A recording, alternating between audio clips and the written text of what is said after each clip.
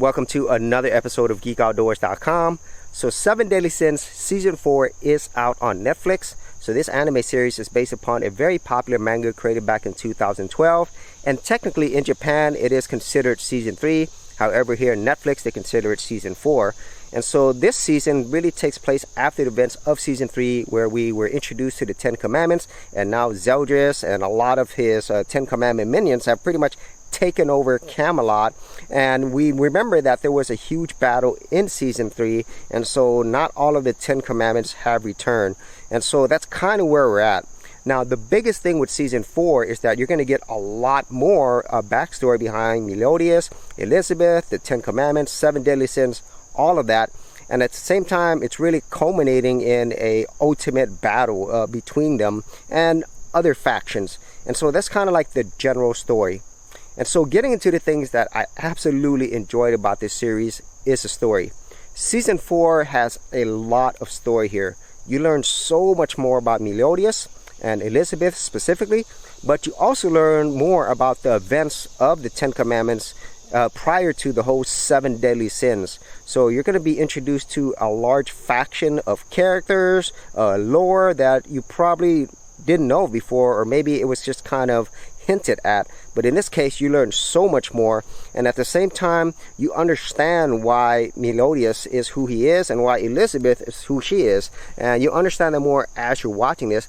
But at the same time you get a whole bunch of backstory on each one of these characters that you didn't really get, or maybe you got hints of it in other series. And so I really feel Season 4 does an amazing job in really fleshing out the backstory, the lore, the characters, and it makes it extremely interesting throughout.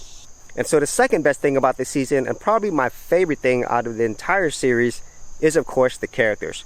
So everybody from the 7 Deadly Sins is back. Meliodas, Elizabeth, the Fairy King, Diane, Bond, the Pig, Merlin, and all the pretty much side characters from the Holy Knights from Britannia as well. And so this is really great, especially if you're somebody who enjoyed watching the series since the beginning. And then on the 10 Commandments side, pretty much everyone is back, but there's also new characters as well. Plus, there's a host of other brand new characters that you haven't seen before once you get into the whole backstory and also the present times. And so if you really did enjoy the characters from all the other seasons, you really will enjoy this one. And most importantly, as I stated a little bit earlier, the story really takes the time to flesh out these characters. So you learn so much more about them. And if you didn't already like them before, you're going to like them even more. So if character development is what you enjoy, then Season 4 is probably the best. And then another thing I absolutely enjoyed about Season 4 is the overall action and animation. Now the animation in this season is different. It's not the same studio that did the prior animations. And at least for me, I really enjoy the animation style. It's really colorful, it's whimsical, and at the same time, whenever they do have action elements, I think it's really exciting.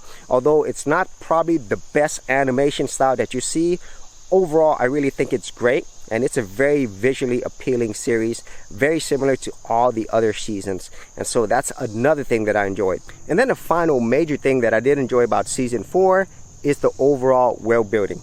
Since there's a lot more story in Season 4 and you're introduced to way more characters and backstory, it just shows that there's a lot bigger world than it first seems. And at the same time, there's so many things that they could get into whenever they're talking about these other worlds and other characters.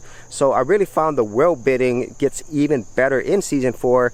Even though the other seasons I think did a really good job in building the world, this one is just a lot more deeper and just way more fun and interesting than previous seasons. For serious YouTubers, check out TubeBuddy, the premier tool news at GeekOutdoors.com.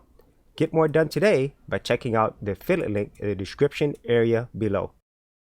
Now when it comes to things that I didn't like about Season 4, at least for me, about the only thing that I did not like was the fact that there weren't more episodes. Because Season 4 was just such a great season overall. The stories, the characters, everything that's going on just made it like super fun to watch. And at the same time, I just wanted to watch more episodes of this. So now we're gonna have to wait until the next season. So those are my overall thoughts on the 7 Deadly Sins Season 4. I really feel that this is the best season overall, and it really cements this series as being one of the most fun and best out there, especially here on Netflix. So if you actually had any thoughts on this, be sure to leave that in the comments area below. And if you had any other anime series that you want to see, be sure to leave that as well. And if you want to see more of my anime reviews, I do have a playlist. I'll leave that in the description area below. So as always, if you did get value out of these videos, be sure to share, like, and subscribe.